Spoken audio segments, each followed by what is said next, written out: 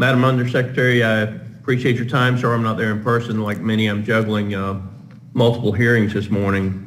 I want to go back to what the ranking member said about part of your testimony in blaming the increases in prices in the U.S. on Putin's war in the Ukraine. And I want to make this clear. The price of fertilizer, the price of diesel, the input prices for agriculture had gone up well in excess of 50% before Putin ever invaded Ukraine. And it's a little, in fact, I would tell you it's very disingenuous for President Biden and then the Biden-Harris administration to continue to use the war in the Ukraine as an excuse for why the input costs are so high when he took more oil off of the markets with his policies than has come off because of the Russian sanctions. And so I want to just make that clear. I mean, the input cost for the farmer had gone up well in excess of 50% before Russia invaded the Ukraine, and that is because of the bad policies of the Biden-Harris administration. With that said, Madam Undersecretary, you mentioned that these new sources of energy are reliable, they're affordable, but the fact of the matter is, every morning in America, farmers wake up and they're going to fire up a couple of hundred horsepower, a diesel tractor in most cases, to farm.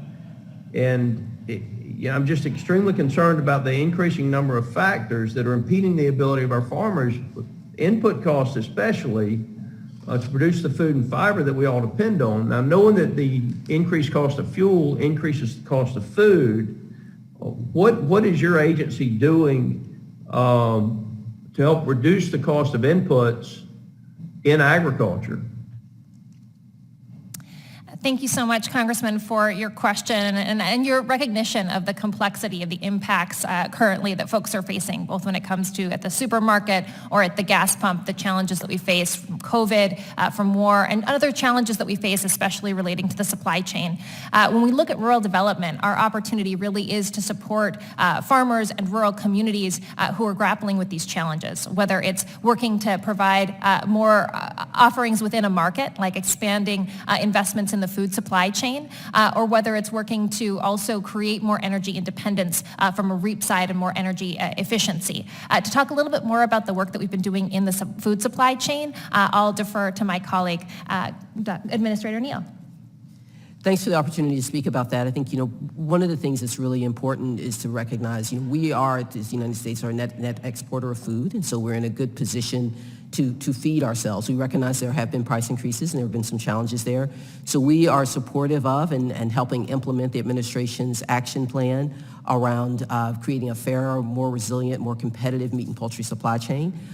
We've seen that work both in terms of meat and poultry, but then also in terms of the broader food supply chain. Undersecretary Torres Small mentioned our food supply chain work. We have a food supply chain guaranteed loan program, which is already receiving applications to support activities throughout the middle of the food supply chain, so that folks have access to capital to build their businesses, to help in support the aggregation, the distribution, the wholesaling, the various kinds of activities that are important to get food and food products from the farm to the table.